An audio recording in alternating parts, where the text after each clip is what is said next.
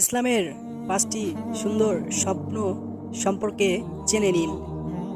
Number 1, স্বপ্নে যদি আপনি ঘোড়া দেখেন তাহলে মানে হলো আপনার সাথে ভবিষ্যতে ভালো কিছু হতে পারে।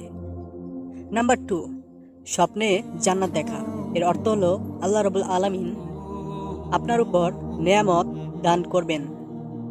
নাম্বার 3, স্বপ্ন যদি আপনি পাখি দেখেন তাহলে তার অর্থ হলো আল্লাহ তাআলা আপনার ফিউচার বা ভবিষ্যতের জন্য ভালো কিছু রেখেছে বা তৈরি করে রেখেছে।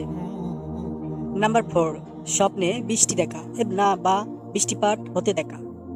স্বপ্নে যদি এমন কিছু দেখে থাকেন তাহলে আল্লাহ রাব্বুল আলামিন আপনার উপর রহমত বর্ষণ করবে। নাম্বার 5, স্বপ্নে যদি কোনো ব্যক্তিকে আপনি হাসতে দেখেন তাহলে তার মানে হলো অবশ্যই আল্লাহ তাআলা আপনার জন্য ভালো কিছু উপহার দেবেন বা করবেন। আপনি কোন স্বপ্নটি দেখেছেন কমেন্ট করে আমাদের জানাতে পারেন এবং তার ব্যাখ্যা দিতে আমরা চেষ্টা করব এবং তার সাথে আলোর পথ চ্যানেলটি সাবস্ক্রাইব করে আমাদের সঙ্গেই থাকবেন। ভিডিওটি একটি লাইক দিয়ে শেয়ার করতে ভুলবেন না এবং আমাদের সঙ্গেই থাকবেন। আলোর পথ। আল্লাহ হাফেজ।